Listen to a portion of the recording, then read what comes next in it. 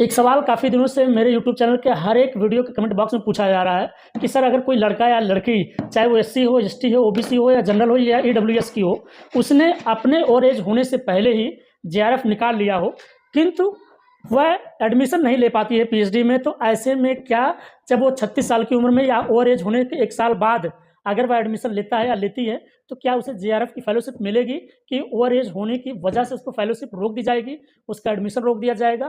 क्या कुछ सिनेरियो रहने वाला है, इसका फुल डिटेल बताइए सर।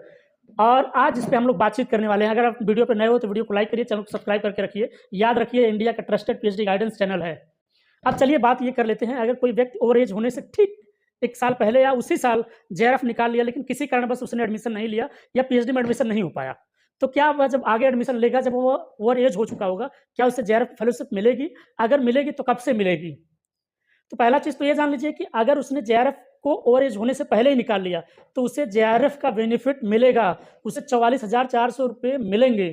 अब इसमें करना ये है, जो जेआरएफ की वैलिडिटी है वो 3 सालों के लिए है। मतलब अगर एक बार आपने जेआरएफ निकाल लिया, एक बार जेआरएफ निकालने के बाद यूनिवर्सिटी या यूजीसी यानी कि यूनिवर्सिटी ग्रांट कमीशन ये आदेश देती है कि आप 3 साल के अंदर, यानी कि आज अगर आप 2026 में पास हुए तो 2027, 2028, अगर जून में पास हुए तो 2028 जून के पहले आपको पीएचडी में एडमिशन अगर ले लेते हैं, भले ही आप ओवर एज हो गए हैं, लेकिन ओवर एज होने से पहले आपने जेआरएफ निकाल लिया है, तो उसका बेनिफिट आपको पूरा का पूरा मिलेगा।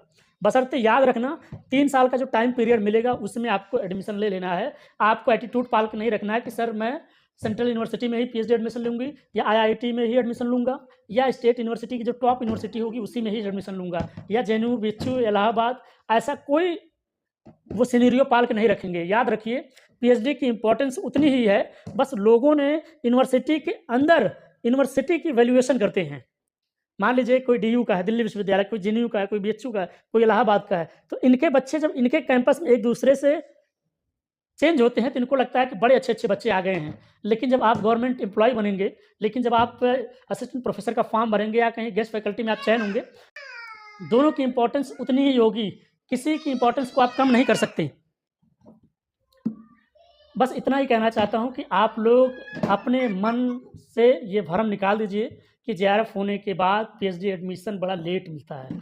जिस बच्चों का पीएचडी एडमिशन नहीं हो पा रहा है, उन बच्चों का मेन कारण होगा कि उनका रिसर्च प्रपोजल अच्छे से नहीं बन पा रहा है, उनका इंटरव्यू प्रिपरेशन बहुत अच्छे से नहीं जा पा रहा है, इसीलिए उनका सिलेक्शन नहीं हो पा रहा है। अगर वीडियो अच्छा लगा हो, इन्फॉर्मेटिव लगा हो, वीडियो को लाइक करिए, चैनल को सब्सक्राइब करिए। याद रखिए, इंडिया का ट्रस्टेड पीएचडी गाइडेंस चैनल है। चलिए मिलते हैं एक नए वीडियो में। अगर आपका कोई सवाल है तो कमेंट करिए। जय हिंद, जय भारत।